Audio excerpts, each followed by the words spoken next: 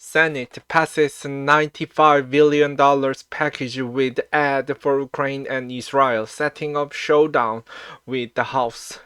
The U.S. Capitol building is seen on January 10, 2024 in Washington, D.C.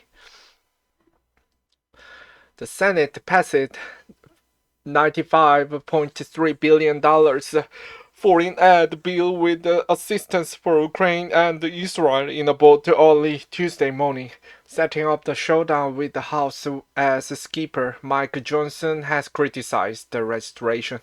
The foreign aid package includes billions of dollars to support Ukraine and for security assistance for Israel, as well as the humanitarian assistance for civilians in Gaza, the West Bank, and Ukraine, among other priorities. It's unclear whether Johnson would hold the vote on it, and many House Republicans are opposed to further aid to Ukraine.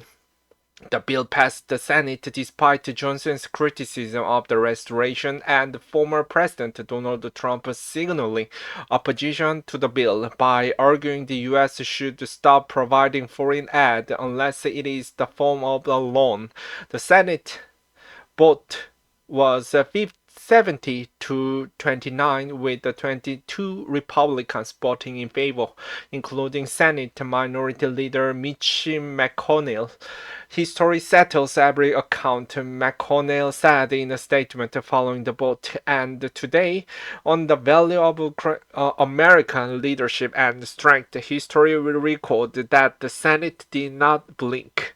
The bill includes $60 billion to support Ukraine in its fight against Russia, $14.1 billion in security assistance for Israel, $9.2 billion in humanitarian assistance, and $4.8 billion to support regional partners in the Indo-Pacific region, in addition to other policy provisions, according to the Senate Appropriations Committee.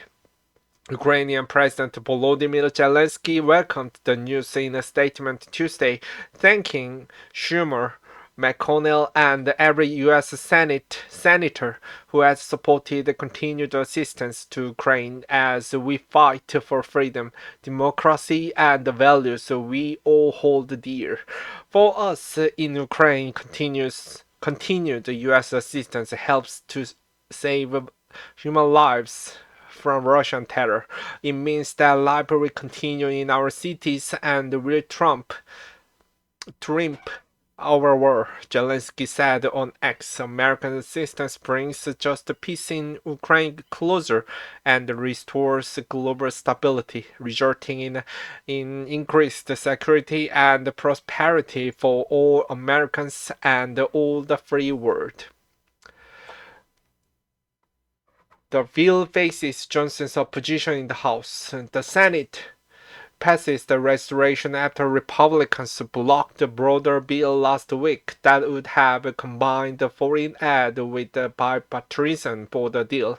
The Republicans had initially demanded that border security be part of the bill, but went on to reject the bipartisan border deal amid the forceful attacks on the measure by Trump and the top House Republicans.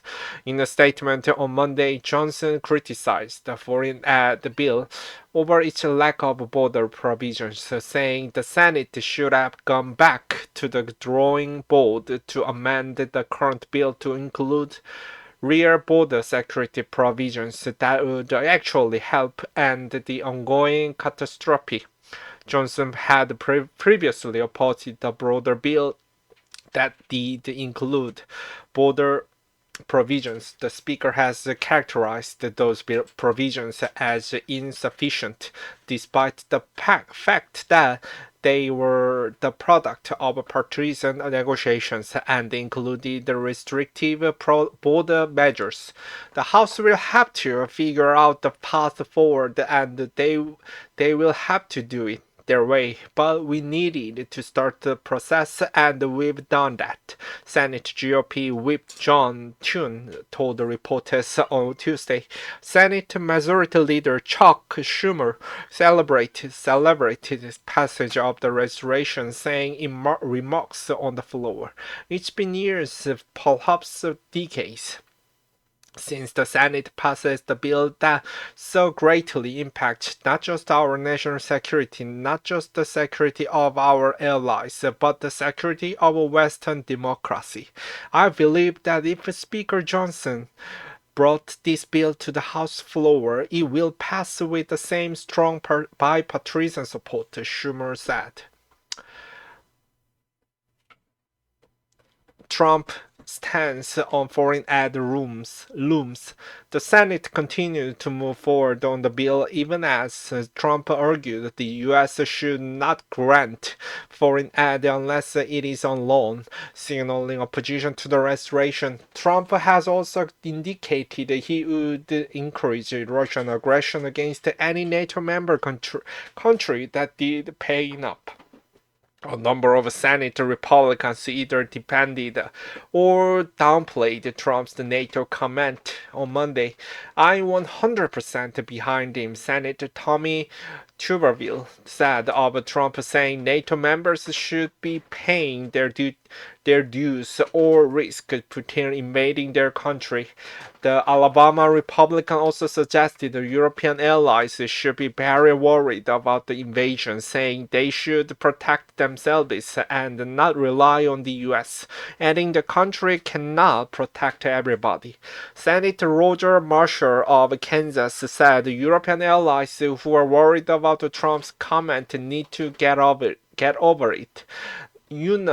They need to get over it. They need to stand up and be tough. We need to secure our own border first. We need to take care of things here at home first. When we secure our own border, when we take care of home, great. Let's help other people as well, the Republican from Kansas said. In the Senate, consideration of the bill clawed along for days as Senator Rand Paul of Kentucky vowed to drag out the timeline in protest over the restoration.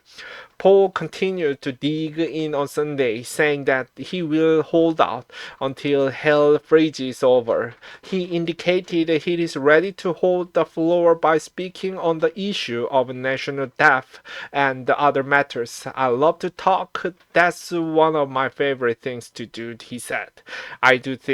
We do this for the purpose. Paul said, "I don't like being here. I'm not here because it's fun. I'm here because I don't think enough people are talking about the danger of the death." This story and the headline have been updated with additional development. CNN's Manu Laju and Kate Sullivan contributed to this report.